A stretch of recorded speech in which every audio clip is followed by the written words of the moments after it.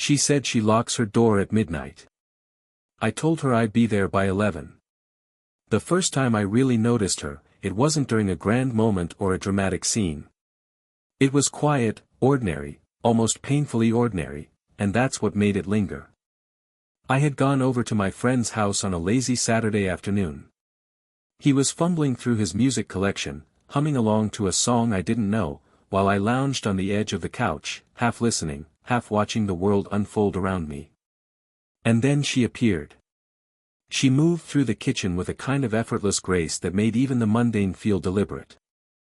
I noticed the subtle way she shifted her weight from one foot to the other, her hand brushing against the counter as if each movement had a rhythm only she could hear.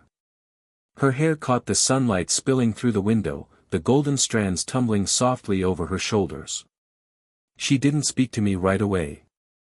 She was talking to my friend, laughing lightly, and her laughter, it wasn't loud or rehearsed, it was warm, human, the kind of sound that makes a room feel alive. I remember the faint scent of her perfume, something soft and floral, barely noticeable but enough to prick at the edges of my senses. Somehow it lingered, mixing with the smell of coffee she had just brewed. When she finally glanced in my direction, it was a brief, passing look, but enough to make me aware of how graceful and composed she was. Her eyes carried the kind of calm confidence that comes from knowing oneself, but there was also something quieter underneath, maybe a trace of vulnerability, or simply the hint of a story she hadn't told. I caught myself staring, though I tried not to. I noticed the little things, the curve of her fingers as she poured the coffee, the way her lips curved into a gentle smile at some private thought, the way her presence seemed to slow time around her.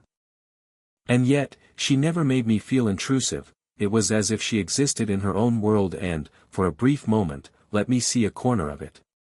When I left that day, the memory of her lingered. Not because of anything dramatic, but because of the way she moved, spoke, and existed. There was a quiet magnetism about her, subtle but undeniable, and I found myself thinking, without fully understanding why, that this was someone I wanted to know more deeply, not in a hurried way, not in a flashy or reckless way, but slowly, carefully, the way one savors a song that keeps replaying in your mind.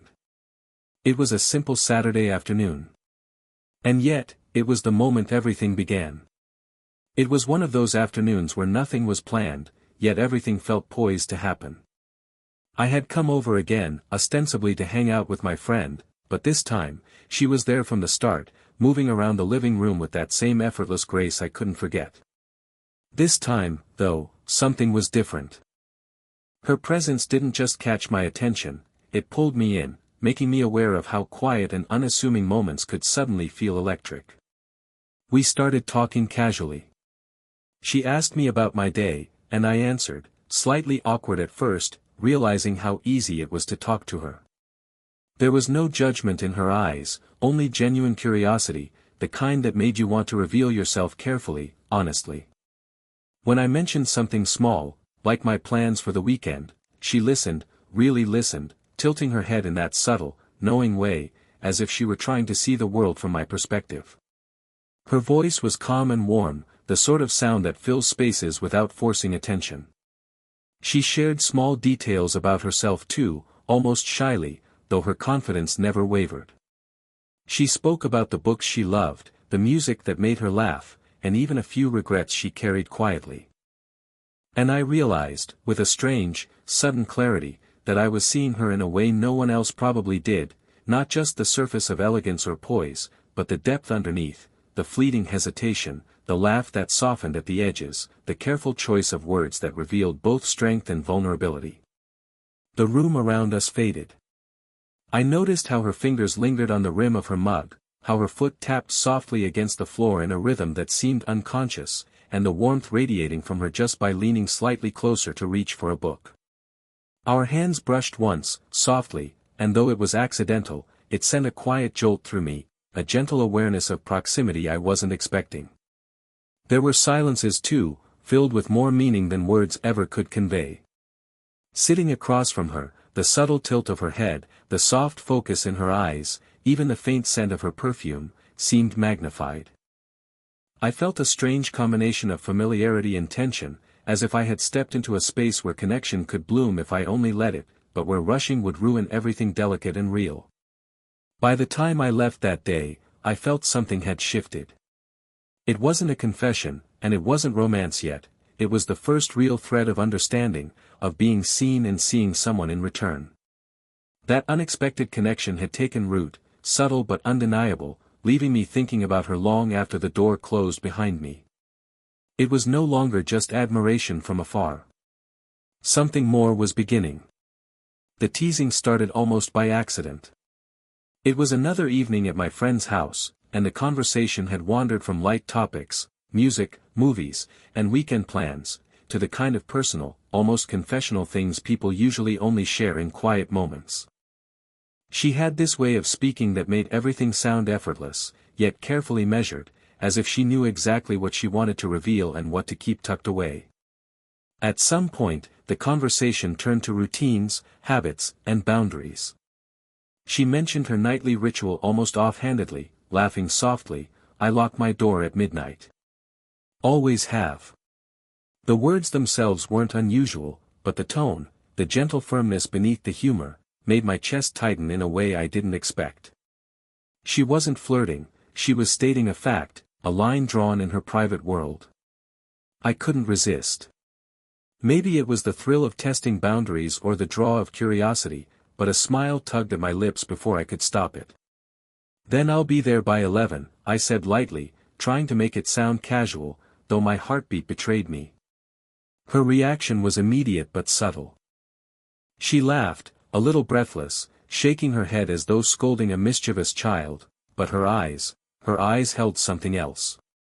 Something that made my stomach twist in that familiar, thrilling way. It wasn't surprise, it wasn't anger. It was interest, perhaps, mixed with caution. The briefest flicker of vulnerability crossed her gaze before she masked it with a smirk, the kind of smirk that promises amusement, curiosity, and a game played on unspoken terms. That was the moment the air between us shifted. The room seemed smaller suddenly, the space we occupied charged with possibility. I noticed the faint warmth radiating from her as she leaned forward to adjust a cushion on the sofa. Her hand brushed mine just slightly, an almost imperceptible contact, yet it lingered in my mind far longer than it did on my skin. Every gesture, every glance became amplified. The tap of her fingers on the table, the tilt of her head, the way she tucked a loose strand of hair behind her ear, all of it drew my attention like a magnet. There was playfulness, yes, but underneath it, an unspoken tension. We were dancing on the edge of propriety and curiosity, fully aware of the line, yet testing it with subtlety and care. By the time I left that evening, the teasing had planted a seed, a quiet awareness that neither of us could ignore. It wasn't overt, and it wasn't reckless, it was a slow, deliberate pull towards something more, a promise of unspoken possibilities, waiting for the right moment to bloom. From that night onward, our encounters carried an unspoken rhythm, a game of glances, words, and touches that said far more than either of us admitted aloud. And I knew, deep down, that this was only the beginning of something I wouldn't be able to forget. After the playful teasing of that evening, things between us settled into a rhythm that was subtle but charged with unspoken tension. I began noticing her in ways that made ordinary moments feel extraordinary.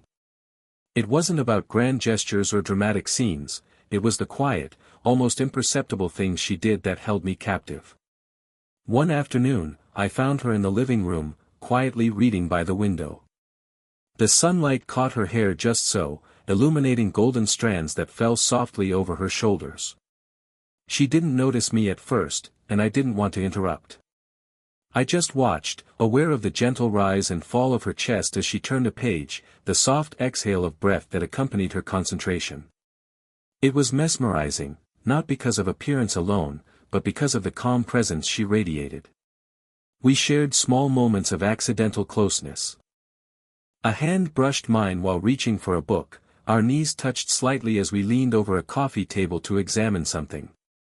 Each time, it sent a subtle thrill through me, a quiet electricity that made me acutely aware of the warmth of her skin and the gentle pulse beneath. I noticed the way she shifted when close, a slight tilt of her head, a soft inhale, as though even she felt the tension between us. It wasn't only physical awareness. Emotionally, I felt attuned to her in a way that surprised me. She smiled at something fleeting, and I caught the nuance in her expression, the trace of nostalgia, a hint of longing, a quiet humor only I seemed to notice. Even when we weren't speaking, there was a silent dialogue, a layering of glances, pauses, and tiny gestures that said more than words ever could. One evening, as she moved around the kitchen preparing tea, the aroma mingling with the faint scent of her perfume, she hummed softly. It was an ordinary sound, yet in that moment, it became intimate. I realized I was waiting for her to look up, to catch my gaze, as if simply being in the same room could convey everything we weren't yet saying aloud. These quiet moments of awareness began to shape my thoughts and feelings. I wasn't rushing anything, there was no need. Every glance, every accidental touch, every shared silence built a tapestry of anticipation, drawing us closer in ways neither of us could fully define. The slow burn attraction wasn't just desire, it was a growing understanding, a deepening appreciation for the person she was and the subtle intimacy we were cultivating without ever naming it. By the end of that day, I knew the connection between us had shifted again. It was no longer just curiosity or playful teasing, it was something quieter, stronger, and infinitely more compelling. And I found myself silently grateful for these delicate, electric moments that made everything else fade away. It was a quiet evening when everything seemed to shift, though nothing dramatic had happened, at least, not on the surface. I had dropped by my friend's house again, and she was there, as usual, moving through the living room with that quiet elegance that always caught my attention. But tonight, something felt different. The air seemed softer, charged with an unspoken possibility, as if the walls themselves were leaning in to listen. We settled on the couch, a casual excuse to be near each other without admitting why. I was absorbed in talking about my own small frustrations and dreams, but I noticed her listening more intently than ever, her eyes following me with something beyond curiosity, something tender, almost protective. And then she spoke. Not about me, not about small talk, but about herself. She told me, in a voice that was calm yet tinged with quiet ache, about a chapter of her life she rarely shared. A regret that had lingered for years, a fear she carried, and a dream she hadn't dared chase. It wasn't a confession meant to be dramatic, it was simply real. She spoke of things that made her pause, her fingers fiddling with the edge of a cushion, a faint quiver in her lips betraying the emotions she tried to mask. I listened, struck by how unexpectedly intimate this moment felt. Her vulnerability wasn't loud, it wasn't demanding, it was subtle, quiet, and profoundly moving. I realized then that my attraction to her went beyond curiosity or admiration, it was rooted in empathy, in the shared human experience of imperfection and longing. I reached out instinctively, placing my hand lightly on hers. It hovered there, almost tentative, like testing the temperature of the air between us, before resting fully. She didn't pull away. Instead, her hand lingered, warmth radiating, and I felt the unspoken connection deepen. We stayed like that for a long while, words dwindling to silence. And yet, the silence was alive, filled with the rhythm of our breathing, the soft rustle of fabric, the gentle warmth of proximity. Every glance, every fleeting touch, carried a weight we hadn't named yet, and it felt impossibly important. By the time the evening faded, I understood that something fundamental had changed between us. It wasn't about teasing, or playful challenges, or curiosity anymore. It was about trust. Emotional intimacy. Recognition of each other as people, not roles, not titles, just two souls quietly intersecting in a world that often demands performance. And as I left that night, I carried with me a profound sense of anticipation. Not for a dramatic moment of romance, but for the slow, deliberate unfolding of something that could grow into warmth, care, and perhaps, when the time was right, a love rooted in understanding, patience, and profound respect. The night had a softness to it, the kind that makes everything seem suspended in time. I found myself at her door, just before the late hours she had jokingly claimed as her lockdown.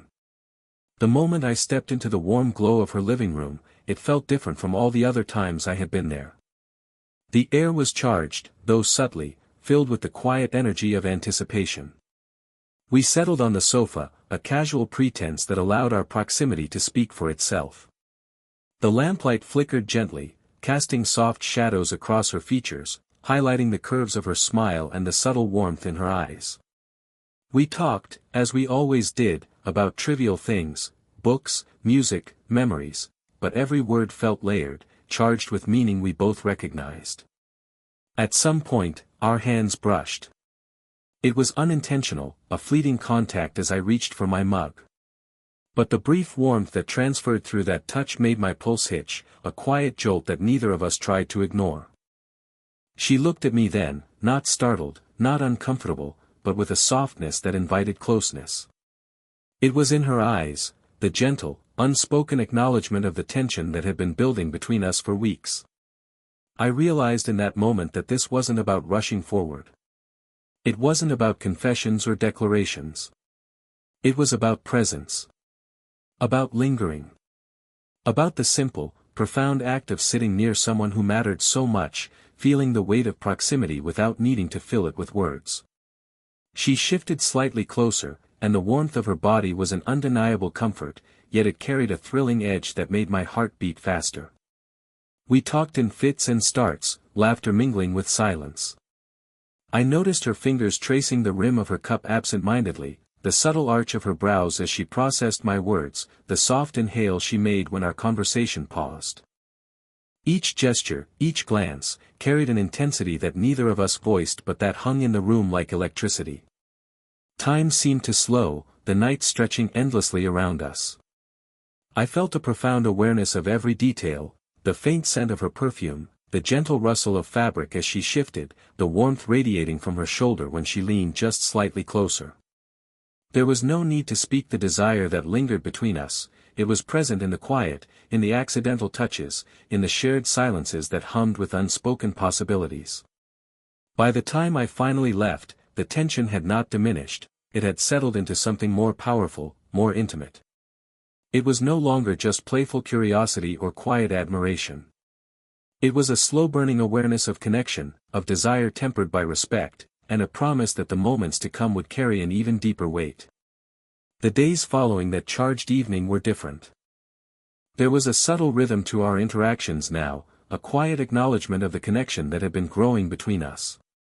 Every conversation, every glance, carried a weight that was both thrilling and comforting. The slow-burn tension that had been building was no longer just a simmer, it had deepened into something warm, intimate, and undeniably real. One evening, I found myself back at her door, carrying the familiar anticipation in my chest. She greeted me with that gentle, knowing smile, the kind that made my heart catch before any words were spoken. We settled together in the living room again, the soft lamplight casting a glow over her features, illuminating the subtle warmth in her eyes and the quiet elegance of her posture. We talked, yes, but the conversation felt secondary to the presence we shared. Every gesture, every fleeting touch, every brush of our hands against the same surface carried meaning. At one point, she leaned slightly closer to reach for a book, and our fingers brushed deliberately this time. The warmth of her skin lingered against mine, sending a quiet thrill through me, but there was also comfort, a reassurance that this connection was mutual, grounded in understanding and respect. There was laughter, too, gentle and soft, mingling with moments of silence that were just as meaningful. In one of those silences, she rested her hand lightly on mine, and I felt the steadiness of her heartbeat, the calm assurance of her presence. No words were needed, the gesture said everything. I noticed the subtle shift in how we occupied the space together, closer, yet unhurried, connected yet entirely respectful. As the evening drew on, I walked her to the door, and we lingered there, caught in that delicate balance between farewell and something more. She hesitated just slightly, her hand brushing mine again, a silent promise that this connection wasn't fleeting. I smiled, feeling the weight of everything unsaid, knowing that our bond had been nurtured slowly, carefully, and with intention. Finally, as I stepped away, she offered a soft, almost imperceptible cheek touch, a gesture that was both intimate and safe. The warmth of her hand against my cheek lingered in my memory as I walked back, a quiet affirmation of everything we had built together. It wasn't about dramatic confessions or rushed declarations. It was about the slow, deliberate unfolding of trust, affection, and mutual understanding. By the time I left, I knew that this was only the beginning. The slow burn romance had reached its first full, satisfying bloom, grounded in emotional intimacy, deep respect, and a warmth that promised more moments like this in the days to come. It was perfect in its simplicity, and entirely ours. If this slow burn story kept your heart racing and left you craving more, don't forget to hit like, subscribe, and turn on notifications, so you never miss a story where emotions, tension, and romance unfold slowly, beautifully, and just for you.